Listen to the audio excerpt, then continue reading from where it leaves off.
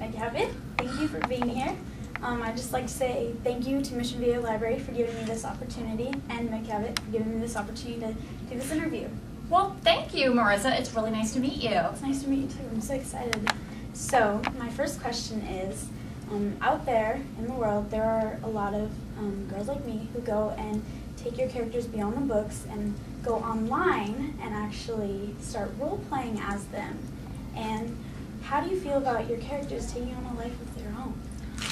Wow. I think it's great. When I was your age, I used to write fan fiction. For Star Wars, that is so embarrassing to admit, with Princess Leia and Luke.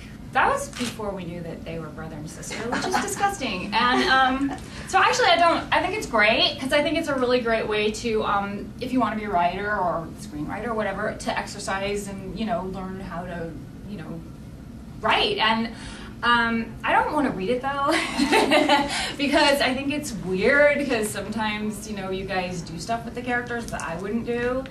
I'm sure George Lucas felt that way about when he would read my fan fiction about Luke and Leia. He was like, that's disgusting, because they're brother and sister, but he didn't tell us that part. So there's probably stuff I haven't told you about the characters. So that's why I don't want to read it, but go for it. But I do think, and this is something that I had to learn when I was a writer, at a certain point you have to stop doing that, because it's important that you learn to create your own characters in your own worlds, and go out there, and which I eventually did.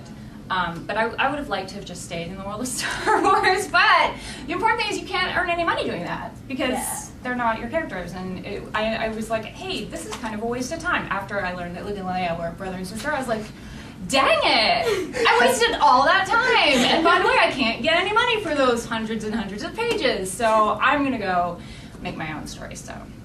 Yeah, I actually became the official Nikki Howard. Oh, you're kidding me! No, that is hilarious. Okay, So, I think that's great. yeah. Good for you. It's actually fun being her. Yeah, I would love to be her. That'd be. Okay, so my next question is, as a writer, your books get a lot of criticism. It's negative and positive. I would like to know how you handle negative criticism. Well, yeah. I mean, as anybody who goes out there and tries to sell their product, which is, something they created, and it doesn't matter what it is, you are always going to get rejected, and you're always going to get negative feedback. So that's something I'm really, really used to, and you just have to be really tough. I mean, whether you're an actress or, a singer or a writer, whatever it is, there's always going to be people who are like, you stink. It's horrible. And I always just felt like those people were crazy, which is, I don't know why, I just had this thing in my head, I'm like, I feel so sorry for them.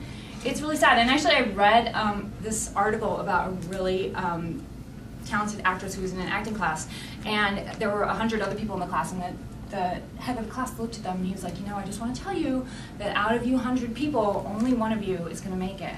And it was just a beginning acting class, and the actress looked around and she looked at all the other people and she thought in her head, oh, I feel so sorry for all of you.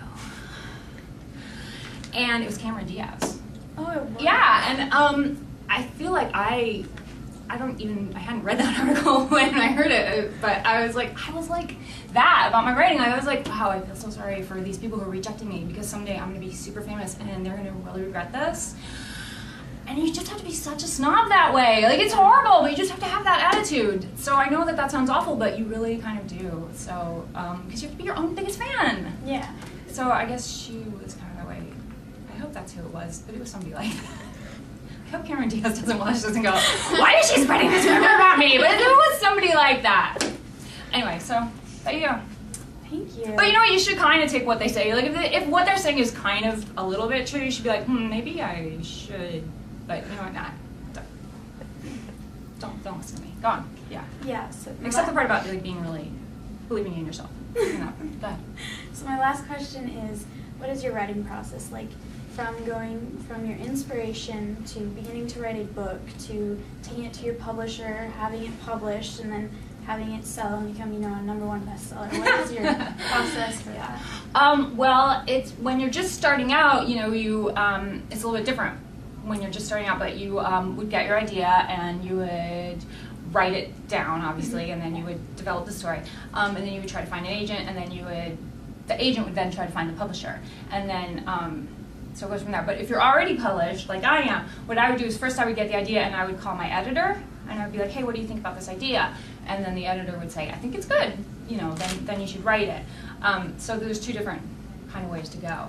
Because sometimes I'll get the idea and I'll write the whole thing, and then I'll give it to the editor and I'll be like, I don't know, let's work on this. So I try to make there be as little rewriting as possible, because I hate rewriting, because that's like homework and I don't like it.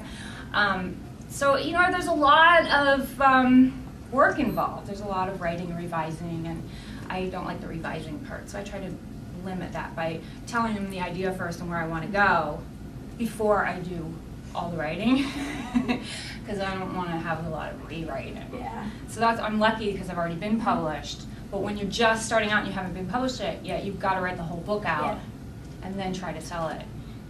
So you don't know if people are going to like it or not. But that's what's exciting about it, is you're taking this new thing out there that nobody's seen before, and maybe they'll love it, maybe they won't. I have a lot of books that nobody liked that are still sitting at home under the bed. I know it's sad, but it's great too, because that was good practice.